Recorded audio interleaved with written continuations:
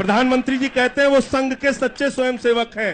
राजनाथ सिंह जी कहते हैं वो संघ के सच्चे स्वयंसेवक हैं। मेरा आपसे बड़ी विनम्रता पूर्वक सवाल है, संघ के सच्चे स्वयंसेवकों, आपने 52 साल तक नागपुर के मुख्यालय पे झंडा क्यों नहीं फहराया? मेरा आपसे बहुत विनम्रता पूर्वक सवाल है, आप अपनी शाखा में तिरंगा क्यों नहीं फहराते?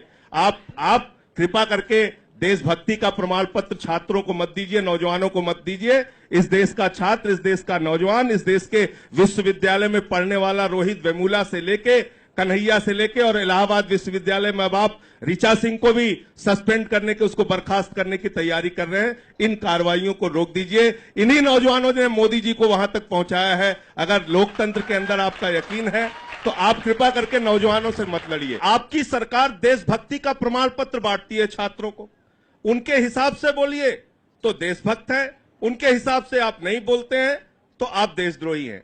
आप कौन होते हैं देशभक्ति का प्रमाण पत्र बांटने वाले? तिरंगे पे आप देशभक्ति का प्रमाण पत्र बांटते हैं।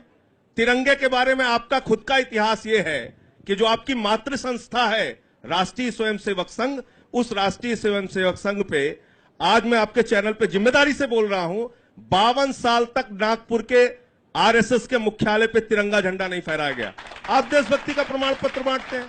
आप देशभक्ति का प्रमाण पत्र बांटते हैं वो लोग जिन्होंने 1929 में लाहौर के अधिवेशन में तिरंगे का विरोध किया। आप कहते हैं कि मुझे देश से प्यार है, देश के लोगों से प्यार है। अफजल गुरु के विरोधी कौन लोग हैं वो बताएं। आपके एक सांसद ने, अनुराग ठाकुर जी ने बाकायदा विरोध प्रदर्शन किया इस बात को लेके कि अफजल गुरु के साथ खड़े हो या अफजल गुरु के खिलाफ खड़े हो। मैं संबित पात्रा जी अपनी पार्टी की ओर से कह रहा हूं, संसद पे हमला करने वाले अफजल गुरु के खिलाफ हम लोग खड़े हैं। कृपा करके आप इस टीवी चैनल पे ये बताएंगे बच्चों के बीच में कि अफजल गुरु को शहीद मानने वाली पीडीपी के साथ आप सरकार बनाने के लिए तैयार हैं?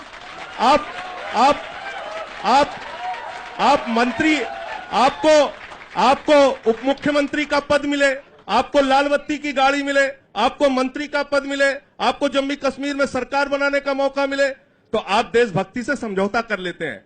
कैसी है देशभक्ति आपकी? 52 साल तक आप तिरंगा झंडा नहीं फहराते, आपको तिरंगे का सम्मान नहीं है। आपने इस देश, अभी आपने कहा लोकतांत्रिक ढंग से विरोध करने का अधिकार होना चाहिए। माफ कीजिएगा संबित पात्रा जी, आपके मुंह से ये बात सुन के अच्छी नहीं लगती है। जिस पार्टी के अंदर लव जिहाद पे आदित्यनाथ देश के अंदर बवाल खड़ा करने की बात करें, जिस पार्टी के समर्थक वैलेंटाइन डे पे बच्चे बच्चियों को पार्क में पकड़ के पीटने का काम करें, आपके मुंह से ये बात शोभा नहीं देती। आपने इस देश की लोकतांत्रिक संस्थाओं को खत्म करने का काम किया है, छात्रों की, नौजवानों की आजादी को खत्म करने का काम किया है। इसलिए मैं कहता हूं इस पे चिंतन कीजिए, विचार कीजिए कि आपकी पार्टी के नारे मेरे कानों में आज तक गूंजते हैं, जहां हुआ बलिदान मुखर्जी वो कश्मीर हमारा है। ये नारे आपने लगाए थे, मुझे याद है, आप भूल गए होंगे। और आप किस पार्टी के साथ खड़े हैं? जो पार्टी कहती है पीडीपी कि कश्मीर के अंदर अपना सुप्रीम कोर्ट होना चाहिए, जो पार्टी कहती है राज्यपाल का चयन वोट से होना चाहिए केंद्र सरकार से। राज्य की पार्टी भी उसी पीडीपी के साथ खड़ी थी। वो उसका जवाब राज्य जी देंगे। हाँ, मैं कह रहा हूं ये भी उसका जवाब राज्य जी देंगे, ये मेंशन कर उसका जवाब राज्य जी देंगे। पीडीपी ने कहा देश का सुप्रीम कोर्ट कश्मीर के अंदर बनना चाहिए अपना। उन्होंने यहां तक कहा है पाकिस्तान की करेंसी भी कश्मीर के अंदर चलनी चाहिए। और पीडीपी का स्टैंड रहा है मान्यवर कि जो पाक ऑक्युपाइड कश्मीर है, जिसको हम कहते हैं पाकिस्तान अधिकृत कश्मीर, वो पीडीपी कहती है वो पाकिस्तान शासित कश्मीर है। वो पीडीपी कहती है अफजल गुरु हमारे लिए शहीद हैं। वो पीडीपी कहती है कि अफजल गुरु का जुडिशियल मर्डर हुआ है। मैं आपसे पूछना चाहता हूं, आपकी देशभक्ति कहां मर जाती है ऐसे समय में जब आपको उनके साथ सरकार बनाना पड़ता है? आज इस चैनल पे आप कहिए कि हम ऐसे लोगों से जो अफजल गुरु को शहीद मानते हैं, जो अफजल गुरु की जिंदाबाद लगाते हैं, हम उनके करीब भी नहीं जाएंगे, हम उनको चिमटी से भी नहीं छुएंगे। इस बात को आप बोलिए। यही तो मैं कह रहा हूं आपसे, यही तो मैं आपसे कह रहा हूं। दूसरी बात आपने कहा, गलत तथ्य मत दीजिए। आपने 11 साल तक 2 नौजवानों पे मुकदमे चलाए हैं।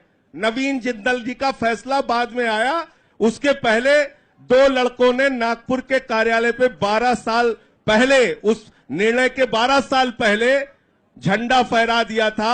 तो तिरंगा झंडा फहराने के जुर्म में आपने 12 साल तक 2 बच्चों पे मुकदमे चलाए। आप बता रहे हैं कि आप तिरंगे के समर्थक हैं, आप तिरंगे को अपना झंडा मानते हैं। आपसे देशभक्ति का प्रमाण पत्र नहीं चाहिए। आपने मंदिर आंदोलन हो चाहे मुजफ्फरनगर हो, इस देश का इतिहास अगर उठा के देखा जाएगा, देश के अंदर दंगे, फसाद, नफरत, लड़ाई झगड़े, खून खराबे की राजनीति में प्रमुखता से आपका नाम रहा।